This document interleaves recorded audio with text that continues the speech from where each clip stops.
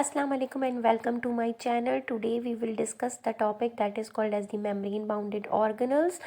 Now first we will move towards the topic membrane bounded organelles.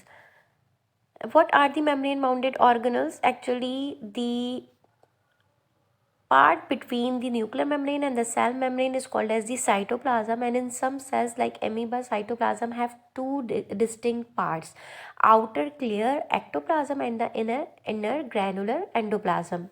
In most of the cell you can easily observe these two parts, and the cytoplasm consists on the streaming movement, and that streaming movement is called as the cyclosis, and cytoplasm of the cell is also called as the cytosol, that means cell solution in which all the organelles are residing, and the cytosols consist on watery solutions of salts, sugars, amino acids, proteins, fatty acids, nucleotides and other materials.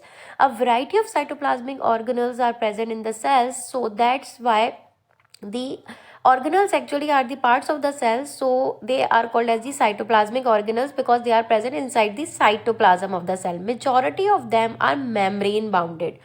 Majority membrane bounded organelles present होते हैं हमारे sales के अंदर.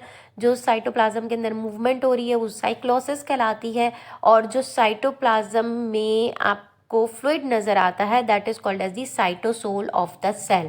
और cytoplasm में जो membrane bounded आपको structure उसके आउटर मेम्ब्रेन में नज़र आता है, उसके इर्द गिर्द आपको सराउंडिंग में नज़र आता है, वो आपका मेम्ब्रेन बाउंडेड स्ट्रक्चर जो होते हैं वो जो है वो एक्टो और एंडोप्लाज्म के ऊपर कंसिस्ट कर सकता है, यानी कि आउटर या इनर मेम्ब्रेन के ऊपर कंसिस्ट कर सकता है. Now come to the topic that is called as the endoplasmic reticulum.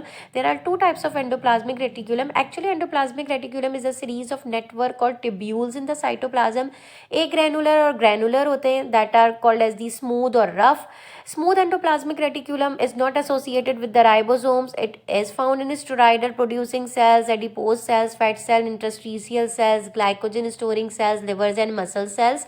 Rough endoplasmic reticulum has have the ribosomes on its outer surface and mostly protein synthesizing, and they are present on the mammalian salivary glands and the pancreas. Smooth endoplasmic reticulum, as the name indicates, they do not associated with the ribosome. इनमें ribosomes नहीं होते. Rough में ribosomes आपको नज़र आ रहे होते हैं.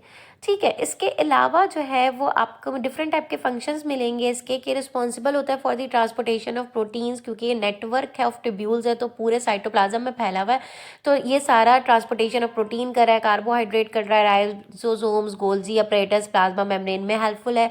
Vital role formation of skeletal framework में, provide the increase surface area for the cellular reaction, helps in the formation of nuclear membrane during cell division and detoxify the harmful drugs, effects of the drugs, and storage and release of calcium ions and manufactured lipids. Harmful effects जो drugs के होते हैं उसको भी detoxify कर रहा होता है, और ये इसका बहुत मेजर जो है वो फंक्शन है. ठीक है, you can see the diagram over here. यहाँ पे आपको स्मूथ एंडोप्लाज्मिक रेटिक्यूलम नज़र आ रहे हैं, उनके ऊपर कोई भी ग्रैन्यूल्स प्रेजेंट नहीं है.